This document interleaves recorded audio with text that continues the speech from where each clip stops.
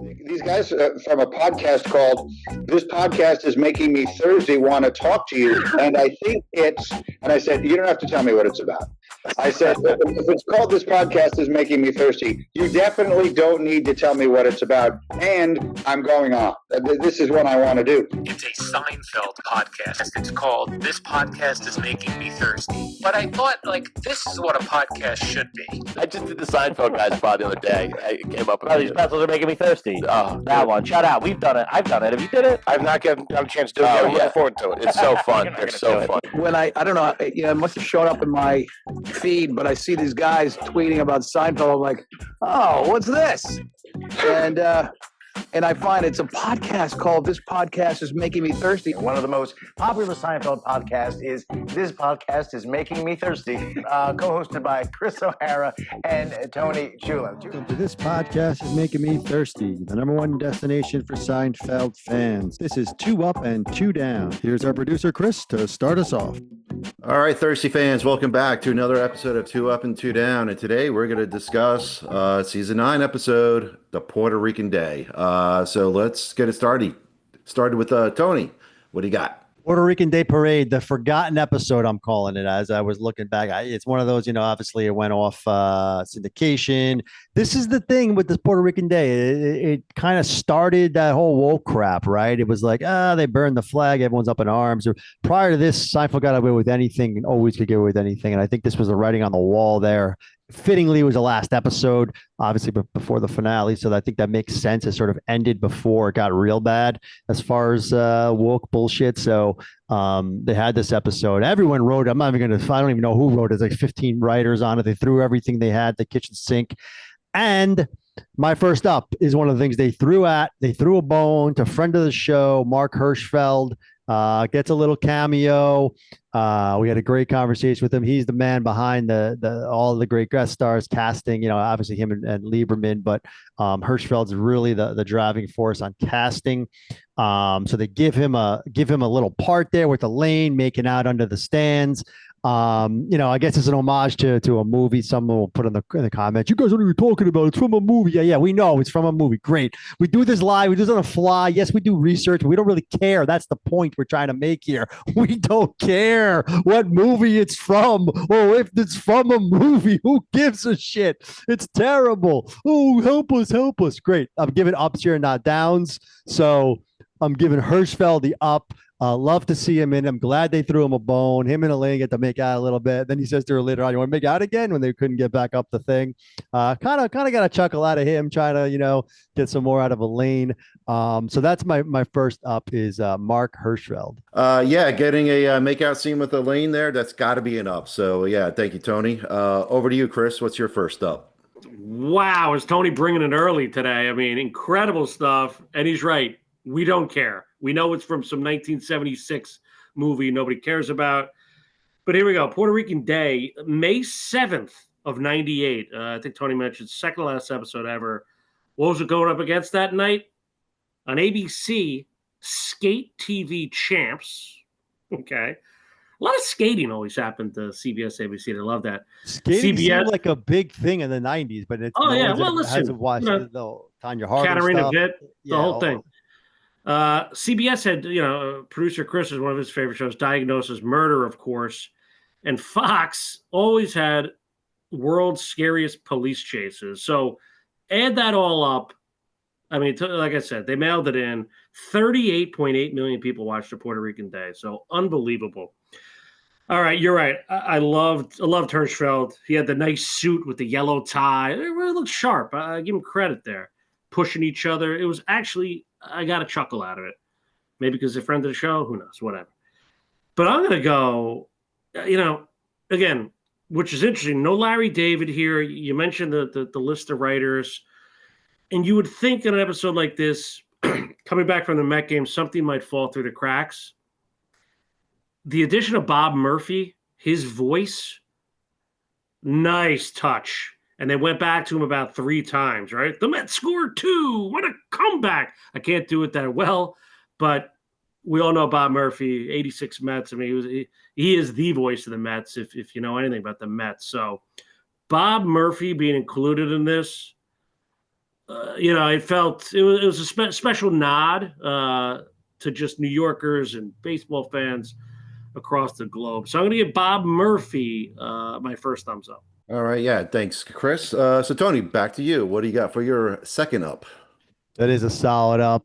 We always love that when you get Bob Shepard in Giant Stadium. Always good to get those details. That's what we love about the show. My second up is short but sweet. Listen, I'm a sucker for these kind of things. I will admit. What the fuck are you doing, you little piece of shit? Always gets me. Shut up, your old bag. Always gets me. Let's go watch him slice this fat bastard up. What I'm getting at is Jerry just using a little bit of blue language there with the so long, jackass, right before he drives past his buddy Joyner there, the Maroon Gulf. Jerry's so happy. He just screams, so long, jackass. And obviously then gets bumped in again. And, the rest we'll get into it as we talk about downs. But, I'm going to give Jerry an up there. I like when Jerry gets a little bit, he throws us a little bit of cuss words there and curse words and gives it a little extra exclamation when he says it with a little smile. He's very happy to deliver this line. Just don't really get that out of Jerry too often.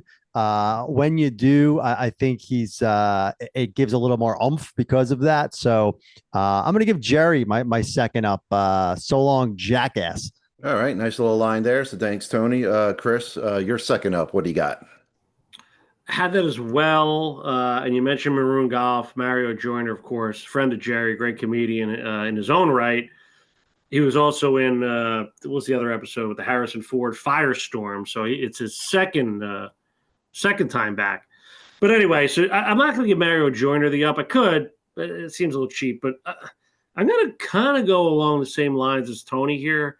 And I think it eventually turns into a down. But I liked when he was at the apartment as Varsen, kind of silly name, but him watching the game. Bog, how could that be a bog? Like his voice, him getting up like that. Or balk. I don't even know what he said, but I got a chuckle out of it sitting there watching the ball game. Because, listen, I got to find something here. At the core of the show, they were leaving the baseball game. They left early, okay?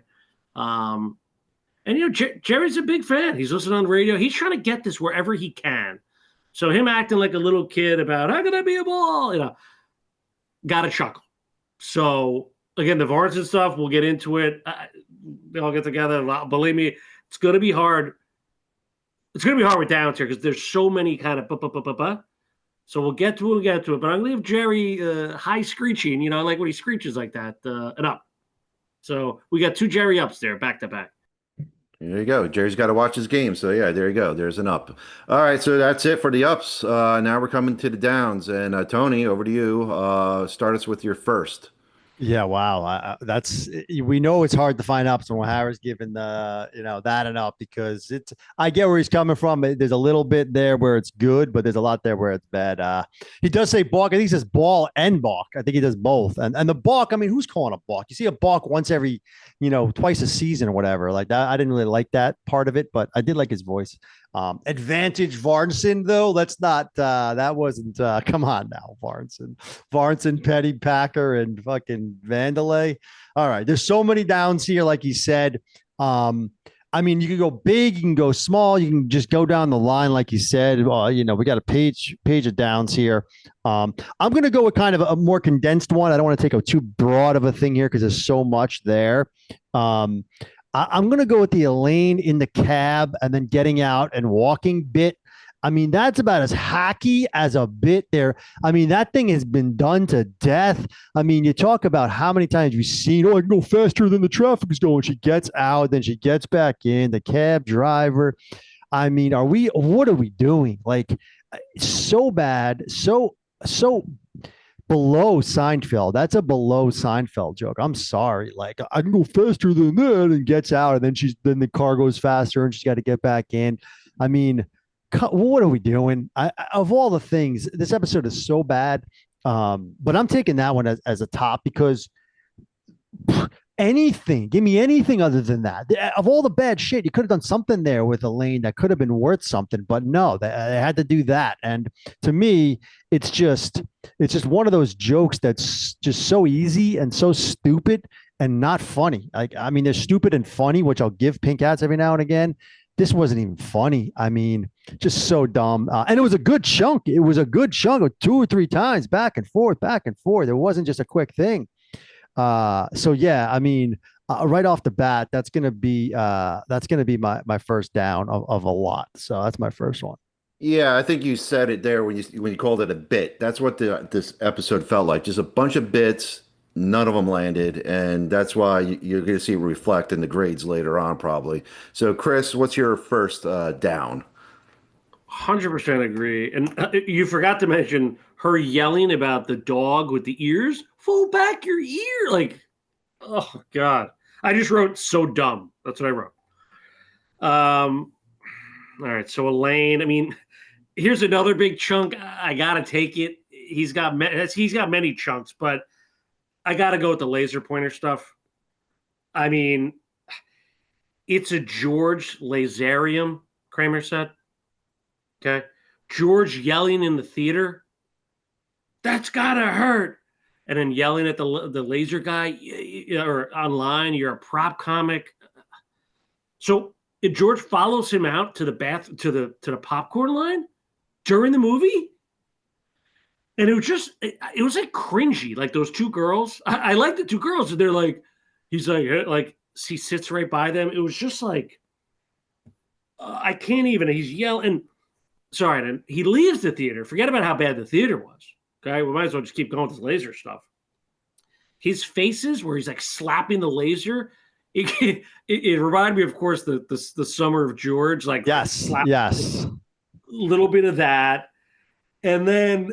You slapping the laser, just his face is like looking at the like. I mean, you said the Elaine stuff was a lot. This was, I mean, what are we doing?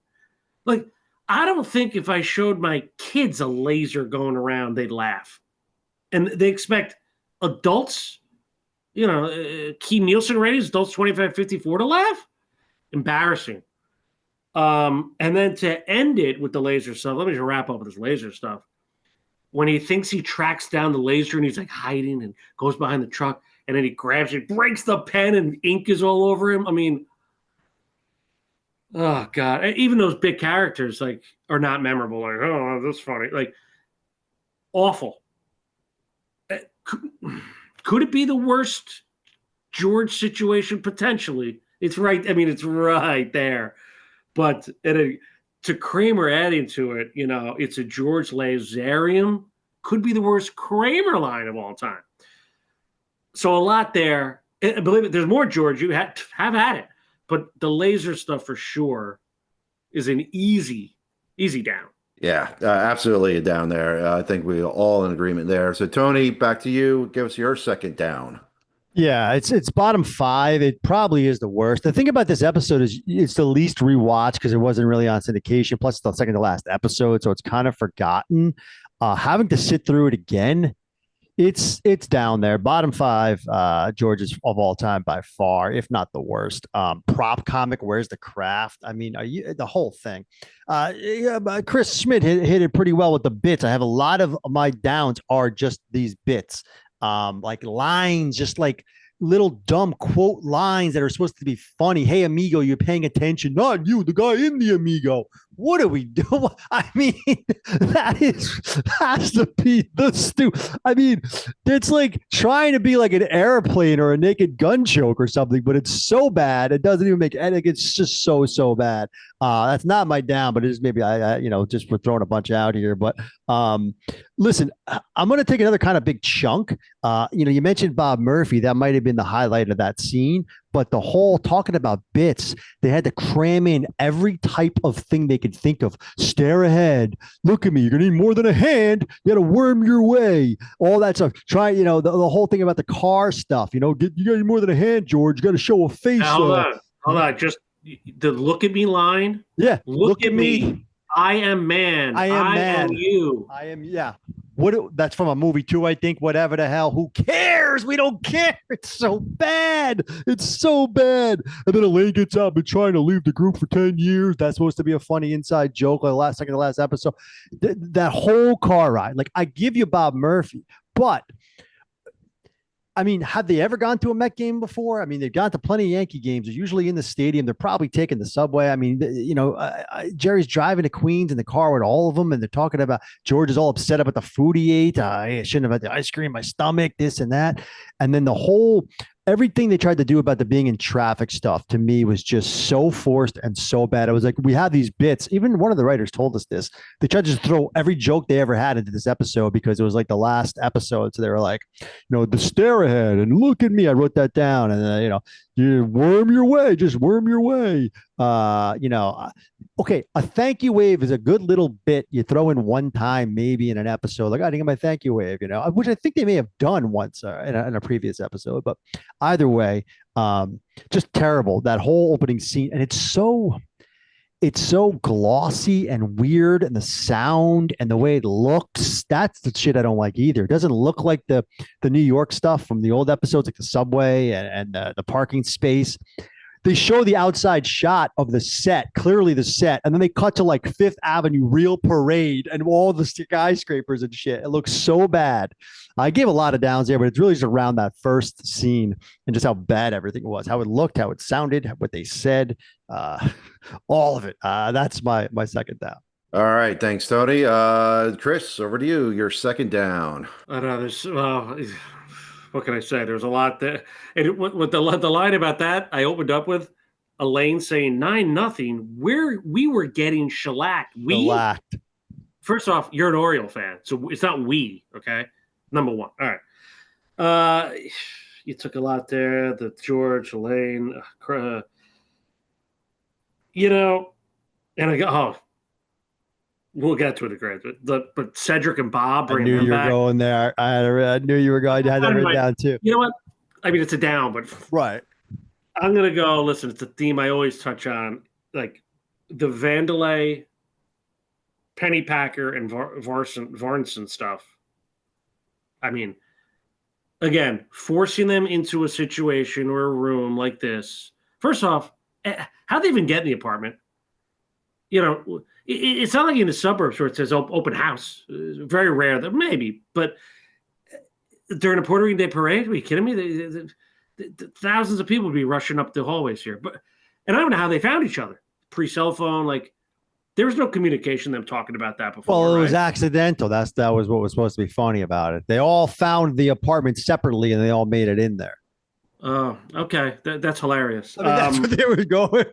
No, I know, but it's forced.